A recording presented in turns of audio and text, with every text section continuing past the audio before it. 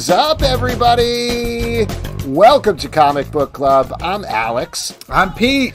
And our third man, Justin, is on a plane right now, like the veritable snakes themselves. But we're coming to you live from a couple of different places. We are live on Facebook. We are live on YouTube. We're live on Twitch, or X/Twitter. We are also coming to you later on Spotify, Android, Apple, wherever you get your fine podcasts. It's all good.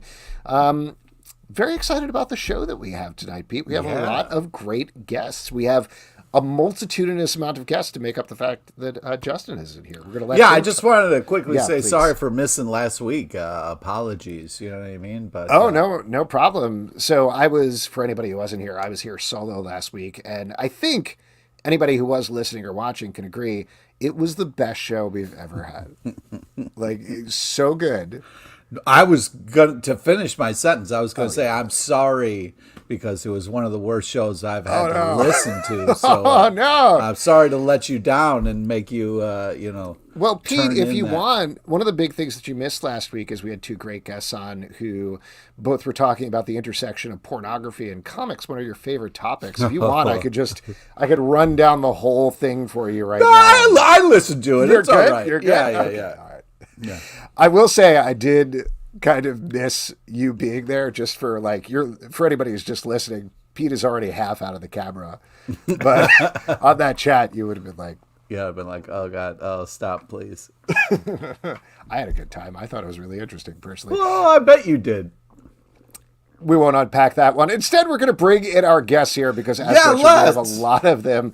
First one, she is the creator of 1 in a Million, which is out now from Candlewick Press. Ladies and gentlemen, Claire Lordon. Claire, welcome. Hello. Yay. Hello. Thank you for having me. Oh my gosh, I love the setup of your books in the background. You did it perfectly. It's very nice. Thank you. I'm used to doing some virtual school visits and talks and stuff from my picture books that I've done. So I'm used to setting them all up in the background. Well, I love it. Awesome. And this is your book birthday, right? Your book is out today. Congratulations. Yeah, congrats. Happy birthday. I always like to ask when somebody's book birthday is the day, have you snuck out to a bookstore? Have you seen it anywhere out I haven't yet, but I'm having my book launch tomorrow night. Oh, cool. And I'm hoping sometime this coming week I'm going to kind of do a book crawl to a couple different bookstores. Nice. See if I can just sign some books and really relish the joy of having it be in bookstores.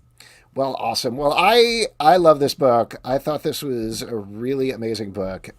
To give the rundown for anybody who doesn't know about it, it's a true story based on your life. It's a graphic memoir. And it's about you discovering you have had Cushing's disease, dealing with various aspects of that, from depression to multiple surgeries. And ultimately, obviously, you are here, just to spoil the end of it, and you created a graphic memoir of it.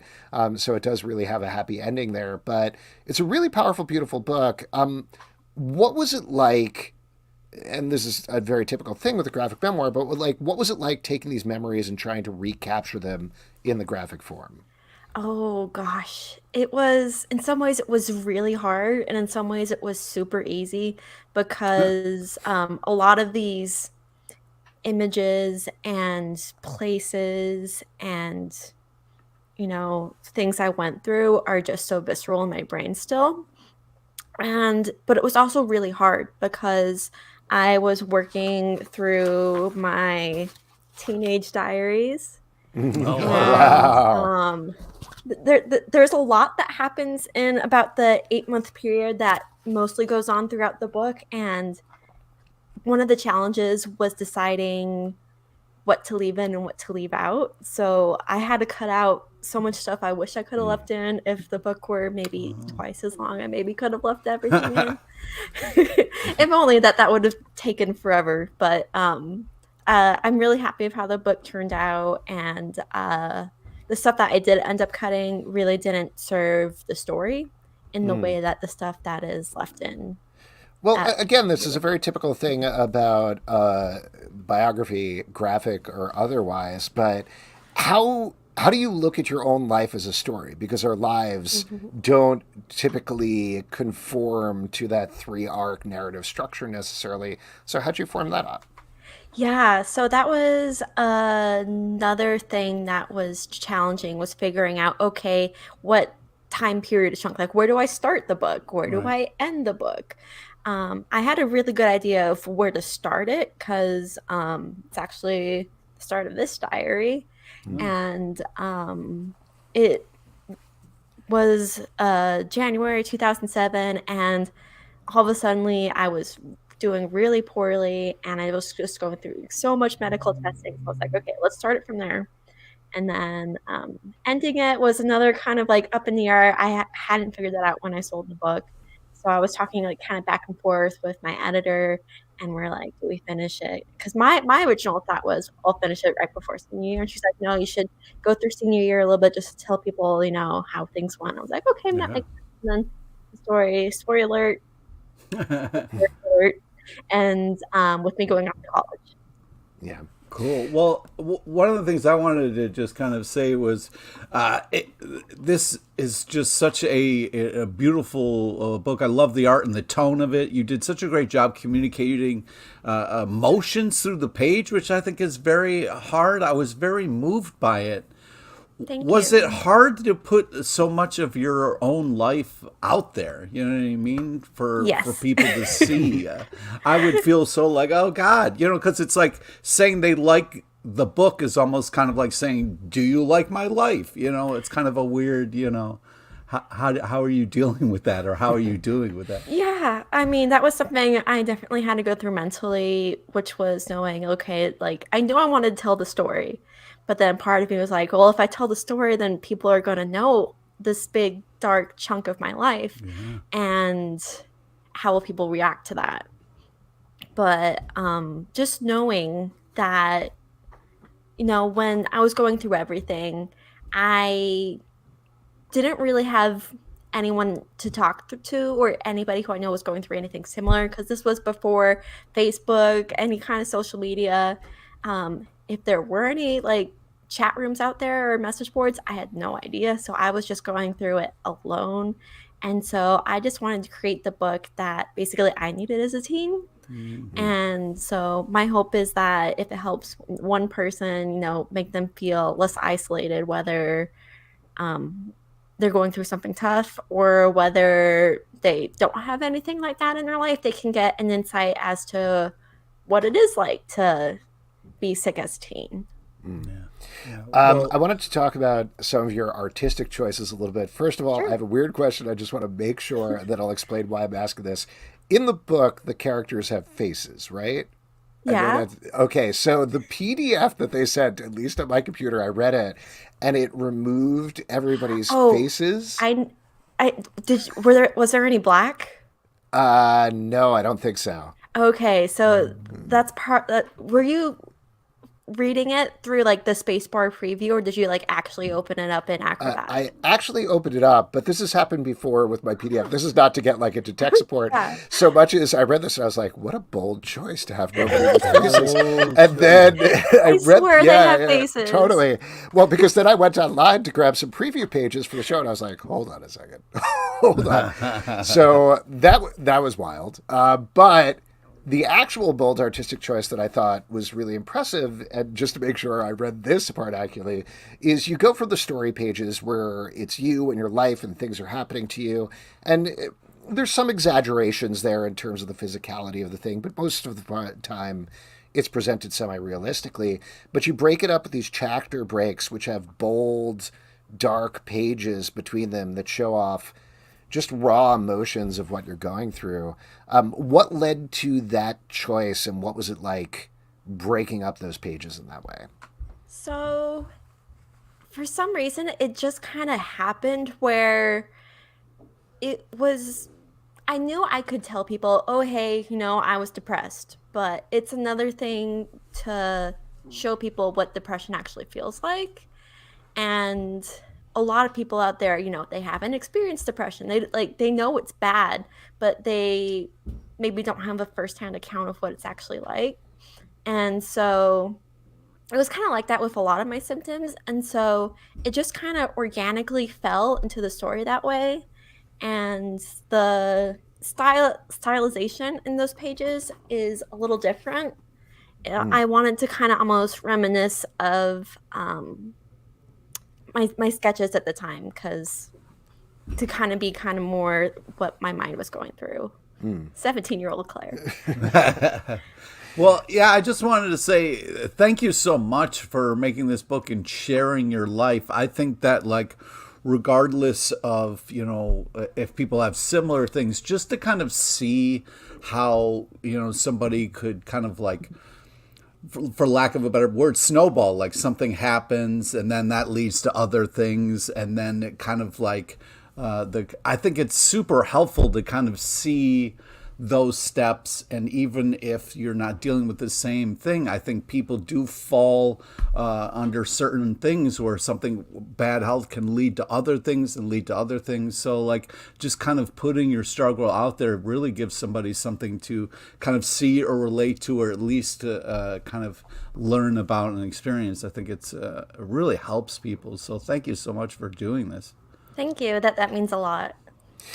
Is this the sort of thing, I know you said you're going to be doing a book crawl. Are you going to be taking it to mental health facilities or talking about it? You said that you do classroom talk sometimes. Is that something you're looking to do with this book as well? The idea is, you know, I like love it if my book got into the hands of the people that like really need it.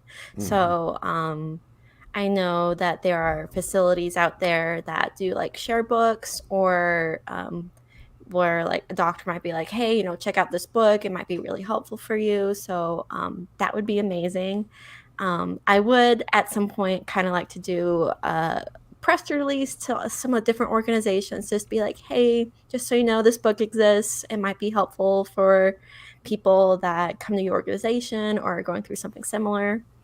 So yeah, that's my hope. Yeah, that it gets in the hands of people that are maybe endocrinologists or something like that. Yeah. We have an entirely unrelated question here from YouTube. This is from Stray Bullock. Question: is that a cat bowl or a dog bowl behind Miss Lordon? This is a dog bowl. I can call him over. Hugo! Ooh, come here. Hugo.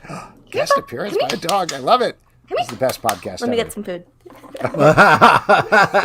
This is great. I'm feeling like we're Johnny Carson by the second.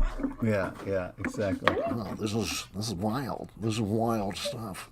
Oh, wow. Oh, that's a cute dog. Oh, my God. That is a big dog, too. Yeah. Is that a husky? He's an Alaskan Malamute.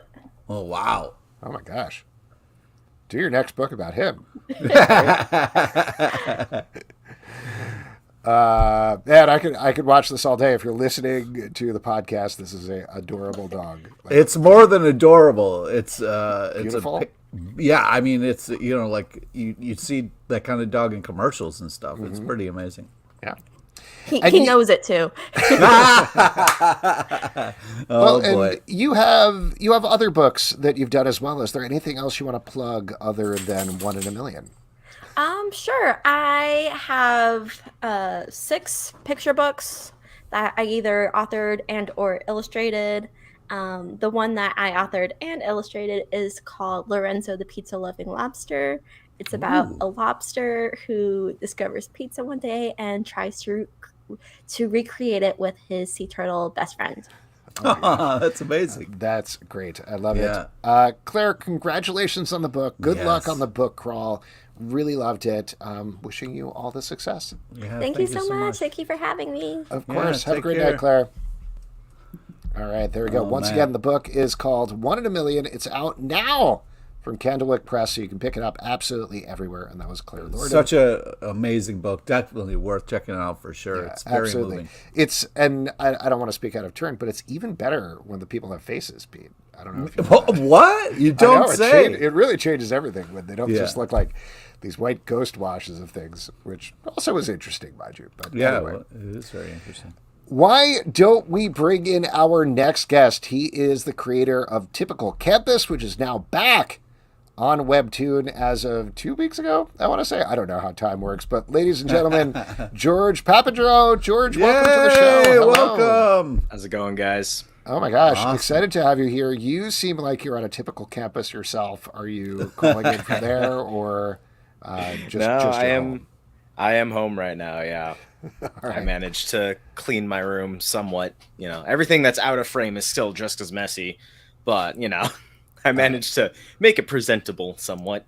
Oh, nice. Well, cool. Let's talk about Typical Campus. So Yes, let's do it. This is essentially what the name refers to. It's a webtoon. It's a strip about life on a typical campus. There's wild, crazy, weird things that happen to the people there. But I wanted to ask you first, it's been away for about a year, maybe more at this point. Yeah, Why? a little bit over a year. Yeah. Why bring it back now? What brought the break on, and what brought bringing it back on? Well, it's really funny. What brought the break on was budget. I was taking an unpaid internship at the time, so I just wasn't able to keep it going. Yeah. And actually, like, the funny thing is, I actually just kind of thought about not bringing it back. I genuinely did. I was just like, you know what? It had a good run. I never had like a timeline on the series or anything like that planned out, but I was like, you know what? I looked back at everything and I was like, I might as well bring it back and end it the right way, so to speak. I have some material left in me, and let's do it right. That's what I thought, at least. Well, one of the things I really loved about it is all the different perspectives from the different characters and stuff. It's kind of a really cool sandbox you can kind of click around and play in. There's so many great stories and so many cool strips. And what's great is, you're really rewarded as a reader for kind of like clicking through all that stuff. I also really like the different takes that you had. You talk about the you make sobriety in a cool light, which is nice. It's not like a typical, like these college kids are all just getting wasted type of stuff. Like you really do a good job of playing different perspectives. Was that something you tried to do, or just kind of come out from writing the different characters, or tell us a little bit about that? Yeah. Well, when it comes to the characters, I wanted there to be no characters at first, actually. I was just like, let's just have every episode be a different student. That way it can be, the average student. And my artist was like, okay, well, I'm not going to design a new character every episode, but we can make 3. Let's make 3 students. And I was like, okay, and that gave me like the idea of like, okay, if we're going to have 3, let's give them all like distinct personalities. Really took my time each episode trying to figure out where their personalities go. But yeah, I definitely wanted to show like pretty much all the different sides of what kind of people you'll come across on this campus here. Well, I wanted to take a big step backwards and talk a little bit about the Webtoon platform, where we talk about it a lot on here, but I don't know that we've ever had a guest that publishes directly to it. Maybe one a long time ago, but could you talk a little bit about, for anybody who isn't familiar, what's different about it in terms of how you scroll through it, how the stuff is posted, etc.? Oh, sure. When it comes to like self-publishing, it certainly like can be rewarding from what I've heard. I haven't done it myself yet, but I'm aware that like the traditional system, like there is like potential there to find an audience. But on Webtoon, I'll tell you this much: Webtoon is like the most used app out of like all these free comic sort of apps. Just the amount of audience that is on there, the amount of readers that are on there, you'll definitely find somebody for what you're making. It is essentially like, I call it the YouTube of comics. Anybody can upload on there. They certainly like make their own content, but anybody can put whatever they want on there, which is really nice. It gives me some freedom. I remember when I was uploading there, before they made like an automated system for sizing, so like compression and all that stuff, you had to do it yourself. Like you had to make sure you had to like shrink your own art. And like I would be like going through like GIMP, because I don't have Photoshop. I'm a college student, so like I can't afford that monthly subscription. So I had to go like in there myself and like make sure like it was pixel perfect, that the compression levels were right. Thankfully, they don't do that. They don't make you do that anymore. Nice. They just automatically like do that for you once you upload it. But yeah, the process is pretty simple. You put in a thumbnail, you upload the pages.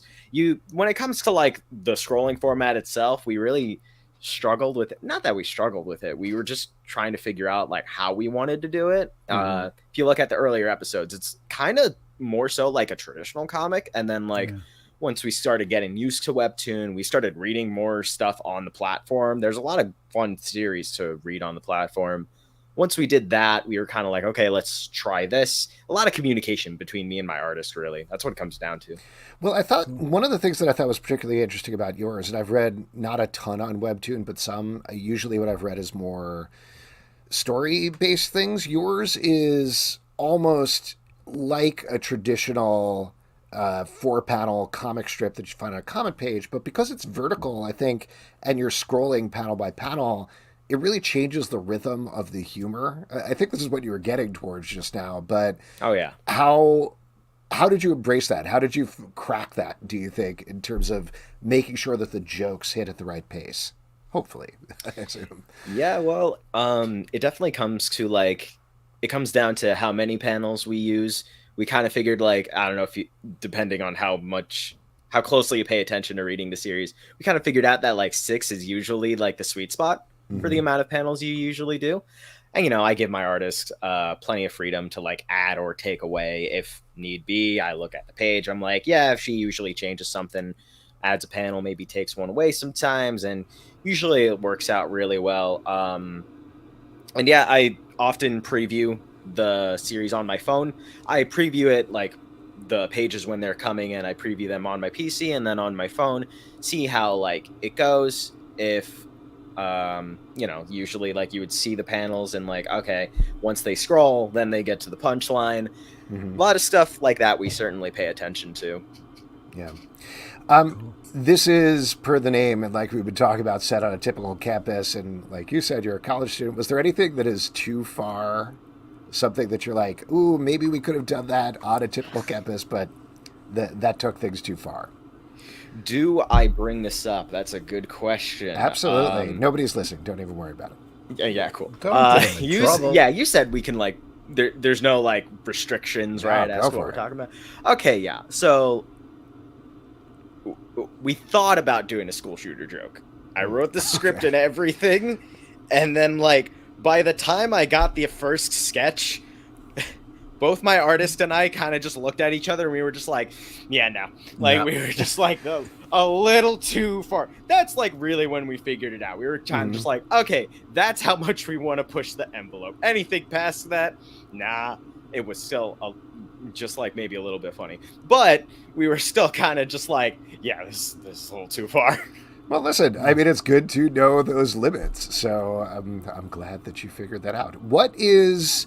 Given that you just restarted it recently, there's one episode up right now. How many episodes are in the new run before you officially finish it up? So we definitely have 20 in the can. They are finished, all wrapped up. Might add another 10 more. And yeah, so we're thinking about going for maybe another year. We're thinking if we get ahead of schedule, especially with budget and everything, then we might finish even sooner than that. So give it another year or so, maybe. Awesome. And where can people check it out? Obviously on Webtoon. Is there typicalcampus.com, or what's the best way of finding you? Yep, it is just on Webtoon. Yeah, so far that's the only platform we've uploaded it on. Got a pretty good audience on there. You can find it on Webtoon. Search for Typical Campus on there. And if you want to know anything about that series and upcoming stuff with it, you can follow me on Twitter or Instagram. It's just George98. Cool. Easy to remember. Awesome, George. Thank you so much for coming on. Congrats on bringing it back. Thank you, guys. I'm excited to follow it along. Yeah. All right. Have a good night, George. Awesome. All right. There we go. I cut him off again. I always do that. I got to wait like the extra second piece. Just that extra second to give him a chance to respond. Anyway, Typical Campus, like you said, is on Webtoon now. Go check it out. There's like, at this point, almost 100 episodes. There's tons of material to dig through. It's awesome. It's definitely really cool to check out. Yeah. Why don't we bring on our last guest of the last but evening? not least. But not least. He is the creator of Sussex, which is on Kickstarter now. Ladies and gentlemen, Nick Goode. Nick, welcome. Hello. Thanks for having me. Thank you for coming on, and thank you for your patience being our third guest here. It's appreciated. So you have Sussex on Kickstarter now. I'm just opening it up here to see where we're at. You launched it a couple of days ago. Right now, you're at 370 of your 2,900 goal. Hopefully we can kick that up a bunch with a vaunted comic book club bump. We'll see where we get to. But I love the concept of this. The idea here is sort of taking, like, forgive me if I'm wrong, but sort of like a James Bondy kind of super spy, but also dealing with mental health at the same time. Talk about the mix there. Where did the idea come from, and how does it execute? Yeah, so it is a bit of an unusual one. So essentially, the kind of like rough idea anyway came to me maybe like 7-8 years ago. I was going through like mental health issues, struggling with anxiety and depression, and I was having these days where I was like going out and I was basically searching for anything to do that would sort of get my mind off of what was in my head. Essentially, I needed to just completely distract myself, and it ended up being a lot of museums and just like random little things that I was like, I've always meant to do this, I'll go and do it now.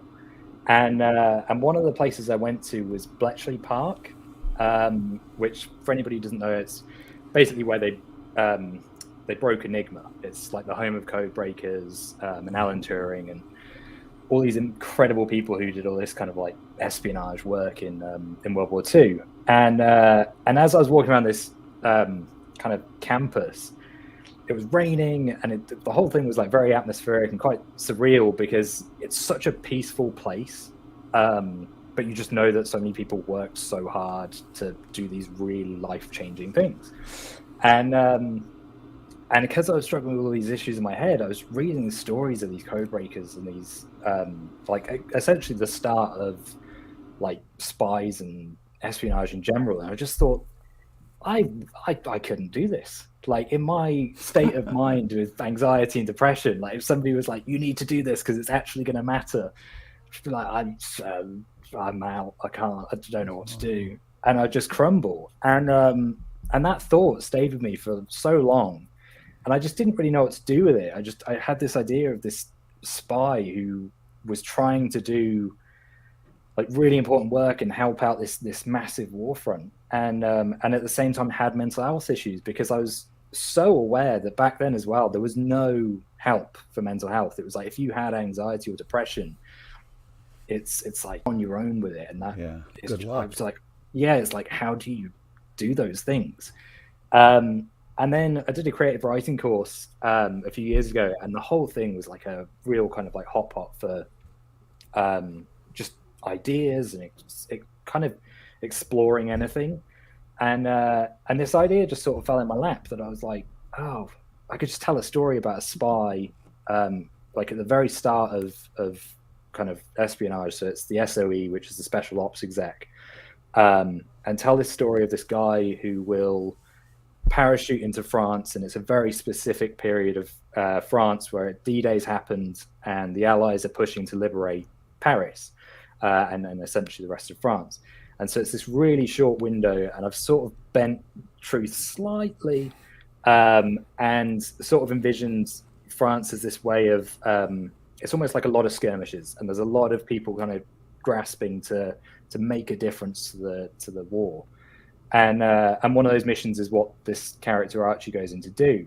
But when he gets there, that's when all the mental health struggles start. So that's where it sort of starts to be embedded with my own experiences, and kind of putting my version of anxiety on the page. Is kind of just trying to relinquish that.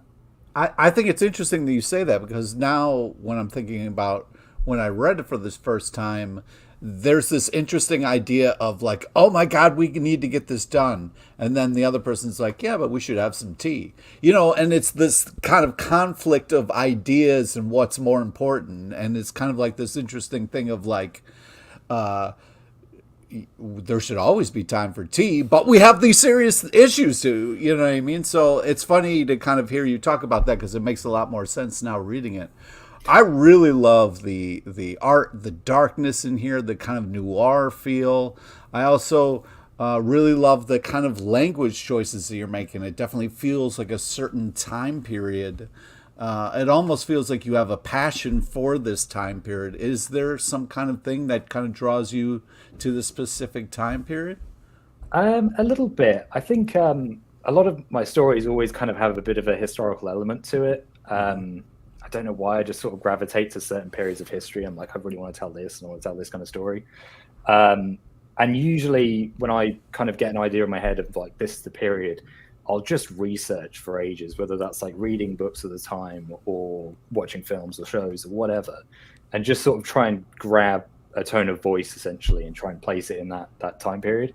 The interesting thing with this, and it kind of goes back to that Bond reference, is that because Bond is obviously like height of espionage, it's like after all this, it was actually kind of quite hard to strip it back to just what the SOE originally were, where they were sort of building this espionage thing.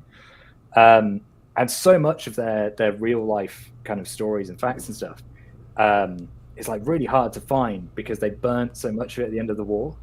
So it's kind of like you really had to dig to try and find these kind of the essence of what they were. So that was really interesting to do that research side. And as you say, that's kind of where I was kind of grabbing through all of these kind of tone of voice and style. And yeah, it was a hell of a lot of research, but like really exciting as well. It was just super interesting to kind of go there and learn all about it. So oh, cool. I wanted to ask you a little bit more about the art, which I know is not exactly your department, but I really love the colors as well. There's these very stark washes throughout and very bold color choices. Yeah. Did that all come from the artist? Was that part of the script and the discussion, or how did that work out? Yeah, it was mostly Alvaro, who's the artist on Sussex. We when we were talking about it, we obviously talked a lot about comic books that we loved and artists that we loved, and we always knew we were kind of on the same page in terms of art. And when he got to doing the colors, because I sort of let it off of the inks, and we were having this conversation about the colors, and he obviously knows where the story's going. So there's a page in the first book that says 1944, and then it says before, and the before is referencing not only the character's kind of state of before he enters the war, but it's also a mental health thing that it's like before you've gone through something. And so there is going to be this middle period, which is during, and the during is where the mental health kicks off. And because Alvaro and I have always talked about what that's going to look like in terms of just colors and how the illustrations are going to look and what he's going to go through, that was where Alvaro then started pulling in these brighter colors, because he said when we get there, that's where they're going to like just sort of really come out. So a lot of this is kind of like laying the groundwork for what's to come. Which is kind of an interesting thing, I think, because so much of this book is that journey through mental health. So it's kind of hard to almost envision it just as chapter by chapter, but hopefully it kind of works and makes sense. Even more intriguing than I originally thought. That's cool. I want to ask you about inspiration a little bit, because you touched on that in your previous answer. My initial impression, just by looking at the image that you put up both on the Kickstarter and also that we got through email when we were first chatting, is Ed Brubaker and Sean Phillips stuff. Is that something you were looking towards? And if so, what else was kind of in the mix there? Yeah, so comic book wise, it was very much like Kill or Be Killed.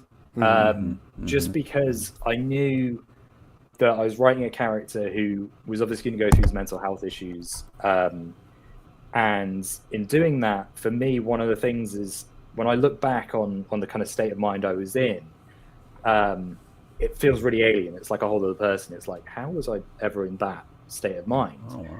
And so weaving that into this, it was kind of like Archie almost starts to become an unreliable narrator.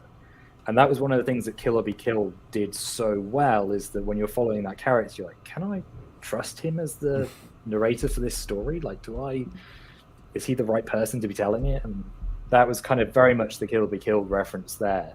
And then in terms of everything else, there was a lot of novels, actually. Stuff like Le Carré, like Tinker Tailor Soldier Spy, obviously Imitation Game as a film. It was just a lot of kind of period stuff. I don't think there was anything else specific. It was always Kill or Be Killed and Tinker Tailor Soldier Spy, and trying to like merge the two a little bit, which is very strange. But I think it does come through, at least in the pages that I've seen. Definitely. Let's talk about the Kickstarter a little bit. So obviously people are going to get the issue if they pledge. What else have you got going on pledge-wise to entice people? Yeah, so Foreign Press Comics are publishing the book, and so the kind of high-end tier is that they're offering editing services. So if you back it, you'll get a copy of the book, as well as you get the opportunity to have editing services if you're a budding writer out there. That's nice. We've also got a variant cover, which is by an artist called Tim Catherall, and it's awesome. I was so lucky to kind of work with him on this because his art is just incredible. And when he sent us through like initial sketches, I was like, "You've captured the tone perfectly. I love this." And it was just so cool to kind of see his things. There's a variant cover, it's Alvaro's cover, and then we've also got a tier as well, which is limited, where you can basically have yourself drawn, and you'll get a print of it in 40s aesthetic. So you can see yourself as a gentleman or gentlewoman of the 40s. I already do. I don't need that. Thank you very much. But that's very cool, Nick. Anything else you want to plug while you're here? That's everything for now. Yeah. I think, the only other thing is that if anybody is going to Thought Bubble in November, I will be there. So come and say hello. Oh, cool. Awesome. Well, very cool. Nick, good luck. Fingers crossed. I really do hope this Yeah. one makes it through because it's a very cool project. And thanks for coming on. We appreciate it. Thanks so much. Cheers. Thanks. All Bye. right. There we go. Once again, the project is called Sussex. It is Sussex #1. Actually, it is up on Kickstarter right now from Nick Goode. Definitely check it out because it's awesome. And we are going to move on with our next section, which is my favorite section, because you all make it up. It is your audience questions. And for audience questions, all you got to do is drop a question in the comments on Facebook, YouTube, or Twitch, not X or Twitter, because they don't do that. They don't do much of anything, honestly.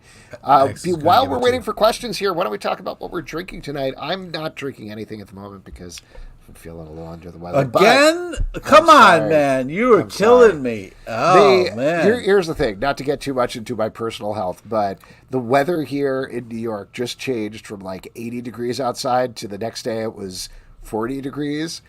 The second that happens or it goes in the other direction, I'm like, well, there goes my health for a little bit. You're like, and I'm sick. But we did have a great drink. I think it was the Tailfin from the Gotham Cocktail book that was curated by our good friend Brett Macris, a.k.a. Stray Bullet. Stray Bullies. Yes, so once I'm feeling a little better, definitely going to make one of those because they were, I think, the first drink we ever drank as Cocktail Club. I will mention on that note also, this is the most boring way of framing this, but I was doing a little sprucing up of the website this weekend and looking back at our old shows, the ones that we did at the beginning of the pandemic, where all the descriptions are like, well, guess we're doing a show inside again. Surely we'll be back to live at some point. Cut to 3 years later, here we are. Yeah. I remember when the pandemic happened, I was like, I'm just going to go to Philadelphia for a couple weeks, let this whole thing blow over. And now you bought the house you're going to die in, Pete. So that's nice. Oh, I don't know. That sounds crazy. That sounds crazy to say out loud. What are you drinking? I'm Pete? Doing a little Lagunitas daytime. You know what I mean? It's day sometime. Nighttime? And I don't know. I like the day beer. It's light and delicious and refreshing. I got one of those packs where like you drink the day beer during the day, and when you're ready to go to sleep, you have the night beer. Yeah, it's smart. That makes sense. Yeah, totally. You can't mix them up though, because it can really screw up your. You'll have crazy nightmares. Oh man, yeah, the dreams you'll have. Mm-hmm. This is from Kevin. Says, if you could be on any game show or competition show, what would you most want to do? Wow, any game show. Like in history? Yeah. Is it Double Dare on Nickelodeon? Because that would be my choice. You would want to be on Double Dare? Don't you get slimed on that show? Yeah, haven't you always wanted to get slimed? No. Official Nickelodeon slime? Come on. No, thank you. Come on. No. It's a classic. It used to be. I don't know if you saw what they did to Katy Perry, but no thanks. You and Katy Perry are basically the same person. I don't even. baby, you're a firework. Oh man, I don't know. I've always wanted to. I love the. I've always wanted to be like, no whammies, stop. Price is Right. Nope, that's not The Price is Right. What is that? I can't even. Double Dare on Nickelodeon. Those are the only two you got? Legends of the Hidden Temple. One of those two. Wow. None of those, but yeah. All right, good choice. What game show is that actually, though, Pete? I don't know. For the life of me, I can't remember it, but it was a game show and it was a lot of fun. Yeah. Press your luck. There we go. Kevin, hey, thanks, Kevin. Great. Well, that was our only question for today, Pete. Oh, nice. Hey, Zelbs, let me ask you a question. Yeah, what up? Hey, how you doing? You okay? I'm fine. It sounds like you're coming on to me. I got to be honest. Whoa. And if so, very into it. Oh, man.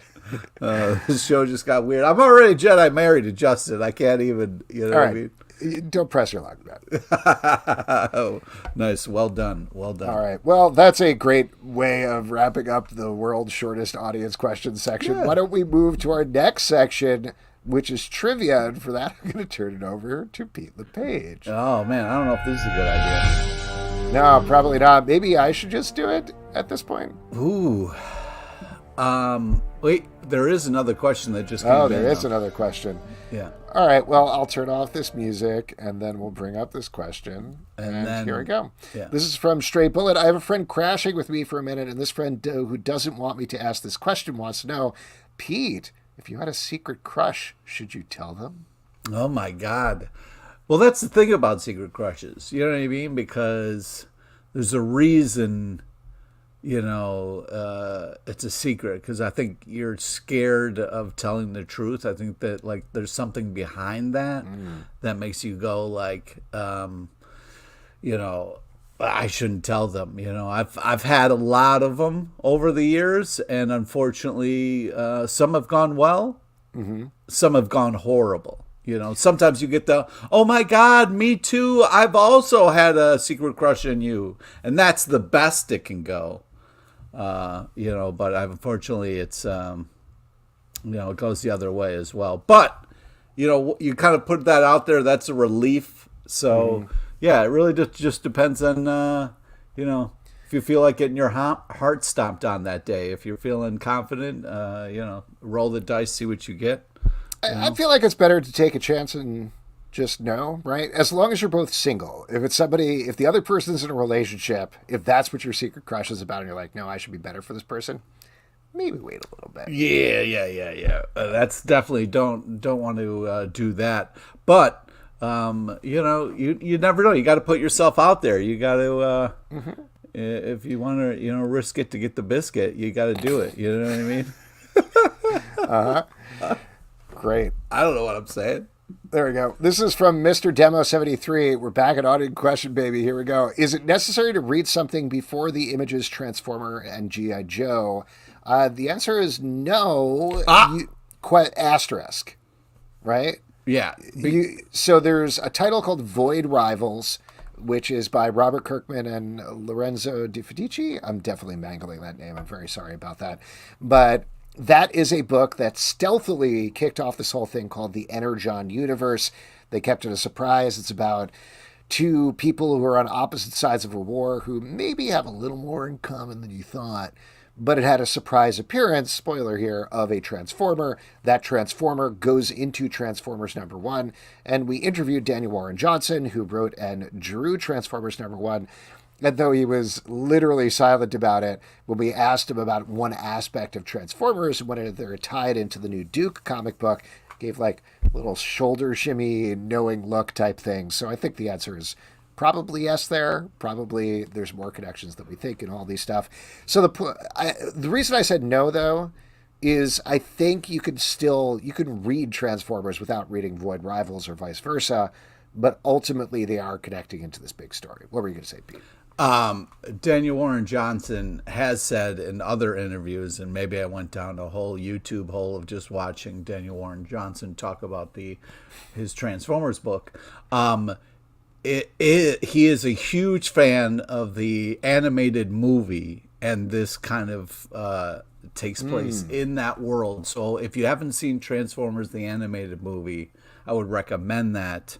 Also, if you don't know what G.I. Joe is, maybe check out some cartoons or read a comic. I think they're going to make this a good entry point. Like, you didn't really need to know anything to read Transformers, and I think so. Yes, but there's Easter eggs. There's very enjoyable things where I'm like, oh my god, it's the shark guy from Transformers animated movie. I will say the stuff in Void Rivals where they're like, check out this character. I have no idea what's going on there because I did not watch the old Transformers cartoon, so it's not really a thrill for me. But at the same time, I think you can get it. And just so people know, they're not launching a G.I. Joe title yet. In December, there's going to be a Duke miniseries by Joshua Williamson. And then in January, they're going to be kicking off a Cobra Commander miniseries. And the Duke's miniseries is going to show the origin of G.I. Joe in this universe. The Cobra Commander series is going to show the origin of Cobra in this universe, and it's all going to tie in together. And also, Duke's going to be fighting Transformers. So there you go. Wow, that's a crazy clash of worlds. I would like to go back. How could you ever bring that together? To Stray Bullies. Guys with ridiculous names that make no sense, and robots that turn into cars. Doesn't seem like it would mesh. Robots in disguise. I just think that something I want to go back to. Stray Bullies. You have secret information, and I think there is this very exciting kind of moment where, like, you have to decide, you have to maybe do some work as somebody who knows the secret information to help make a love connection. You know what I mean? You've already have an amazing partner. I think you have a little responsibility to help some other people, find love as well. And just to clarify, you're talking about Duke and Cobra Commander here, right? No, I'm talking about Duke and Lady J. Oh, okay. You know what I mean? Mm-hmm. No, I don't. Yeah. Great. We're talking about the no, I know. You're talking about the relationship. You're talking about the secret crush. I get it. Yeah. All right, why don't we go... It's just exciting. Someone knows about a secret crush. I mean, come on. Can we go back to trivia, Pete? Right? Okay. Oh, sure. Yeah. There we go. Okay, there was the trivia theme. So for trivia tonight, rather than continue this disaster, should I do it? No. Pleasant disaster. Wonderful, okay, beautiful disaster. I'm trying trivia. to think if there's a good charity to donate to right now. Obviously, there's a lot of huge world issues going on. Yeah, but there is. I don't want to mention them or wade into them in any particular way on our comic book podcast. But tell you what, we'll find a good charity. I'm going to do trivia tonight. Why don't we kick it off, Pete? Ooh, okay. All right. Maybe I should make this harder. Okay, here we go. Today's trivia is on fun comic book facts and a small nod to the legend Michael Gambon, R.I.P. Professor Dumbledore. All right, here we go. Please listen to all three options before making your selection. Question number 1. Here we go, Alex. Oh, boy. Okay. I just want to ask you this. I'm not going to give you any options to see if you know it. Ooh, okay. Wow. Yeah. Actual trivia in the trivia section, Pete? Yeah, let's see how good you are. Live and breathe. Nerd card check. Here we go. What comic did Black Panther first appear? Oh, that's a good one. Fantastic Four? Ah, you got it. Wow, right. Nice job. Nice job. To be more specific, Fantastic Four number 52 that came out in 1966, of course. Cool. All right. But just so we know, because there is fun levels to this game. Just to mention, our guest Claire Lordon has a suggestion. How about the American Brain Tumor Association? Hey! Done. Oh, great. Yes. We'll donate this week's $25 to the American Brain Tumor Association. Thank you, Claire. Great suggestion. Claire, obviously we should have thought of that. Thank you so much for speaking up. And now the pressure is on. Now I actually have to answer these, Pete. Yeah. But just so we know, the other options here, just so I can read the multiple choice, because I put some you time put some and effort into it. Exactly. Yeah. Not a lot, but some. Okay, so it's either A, Fantastic Four, B, if you want a table, it's a 45-minute wait, or C, Tom Waits. Okay, here we go. Question number 2. Okay. What was Captain America first called? Oh my gosh. Yeah. This is a hard one. I mean, my only answer is probably Steve Rogers, but that's definitely not what it is. Before it does it is 2 words, and the first word does begin with S, so you have that. I mean, was it like the Star Spangled Kid or something like that? Ooh, I Star see what you're Spangled doing. Man? I see what you're doing. No, I'm not going to let you just kind of squirm. It is... Oh, Stray Beans has a guess. Can I use this one? I'll use my phone a friend. Yeah. Yankee McYankee Face. Oh, no, it's not. Okay. The answer is Super American. Oh. That's a good No wonder fact. it didn't stick. Oh, boy. The other options were Power Cap and then C, Frank Powers. Here we go. Question number 3. All right, this is it. I got to get 2 out of 3, right? And then I win? Yeah. Okay. Here we go. And I got to do multiple choice for this one. You do? Which of these 3 options is an actual comic book character? Is it A, Nut Puncher, B, Hindsight Lad, or C, Mila Kunis? Well, has that 70s show ever been a comic? I'm going to say no on Mila Kunis. So between, what was it, Nut Puncher and Hindsight Lad? Yep. I'm going to go with Hindsight Lad. Ah, well done, sir. Yes. Thank you. Do you know how I figured that out? Nope. Because I knew you came up with Nut Puncher. That's a good logic. That's very good logic there. Thank you. I didn't know the actual answer, but I know you very well. Yeah. Before we finish up here, what is the secret movie from Michael Gambon that you were teeing up with the third answers? It's the 2010 banger Book of Eli. Oh, boy. Oh, my God. I actually really loved him in that. I know. Oh, really? Okay, Yeah. there we go. Yeah. Well, great. We are going to donate $25 to the American Brain Tumor Association. Yeah. Thank you, Claire, again for the suggestion. Next week, if a real person would like to do trivia, just hit us up in the comments. Or Hey, you're a real person. Oh, thanks, man. If you would like to, though, just let us know in advance. You can shoot us an email, comicbookclublive@gmail.com. Let us know you want to come on, and you will normally win a $25 gift card to Midtown Comics. Or you just hit up Alex on Tumblr. He's on there all the time. Are you stalking me on Tumblr, man? No, I've never been on Tumblr once, but I know you're into it for some reason. I am very into it. I've only been into it for 15 plus years at this point. Anyway, before we wrap up here, tons of comics coming out tomorrow as well as today from DC Comics. What are you looking forward to? What are you excited about, Pete? Oh my God. I cannot wait to get in a fight with you on the stack. It is going to be glorious. But the stuff that I really loved was Operation Sunshine number 1 and Wolverine number 38. Ooh, glad to hear that. You've been very down on Wolverine. So I know. I like it. I can like Wolverine again. Lots of stuff that I was very interested in checking out. Like you said, I think Batman City of Madness by written and drawn by Christian Ward. Very excited about that. Everything that he does is really good. Alone. Also, our friend Tony Fleeks, Army of Darkness Forever, number 1. He talked about that. He was so excited when we chatted with him about it at Baltimore Comic-Con. Very excited to check that out as well. And those and so many more books are going to be in our Stack podcast. Yeah, some might say too many. We can argue about that later. Right. That is going to debut Wednesday, 9 a.m., both in the Stack feed and in the Comic Book Club feed. And folks, that is it for this week's show. A couple of people we want to thank. We want to thank Claire Lordon for coming on. Check out 1 in a Million. Please in do. stores now. George Papandreou, check out Typical Campus on Webtoon. Yes. Also, Nick Goode, check out Sussex on Kickstarter right now. Next week, I plugged this erroneously last week, but these people are actually coming on next week. Hope Larson will be on here to talk about her new book, Be That Way. Chris O'Hara is going to be talking about Artificial, and Elias Shaki and Adagon Ilhan are going to be here to talk about the Greylock. Bunch of things to plug on our end. Scott Pilgrim versus the podcast. We are making our way through finishing up the volumes of Scott Pilgrim leading up to the Netflix series. Oh, yeah. Comic Book Club news every Monday through Friday. Get 3 to 5 minutes of comic book news right in your ear holes. Marvel Vision, our Marvel podcast. We are recapping Loki right now, so check that out.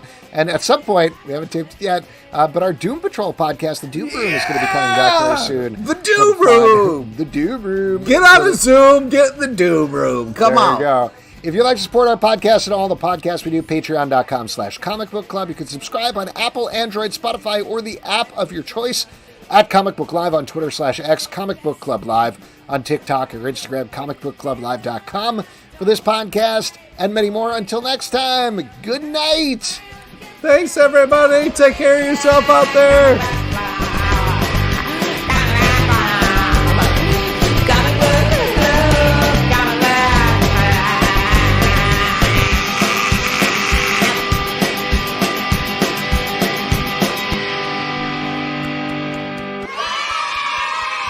Kimmy Gatewood, you rock. All right. That is it. Thanks so much, everybody, for coming out. We'll see you next week.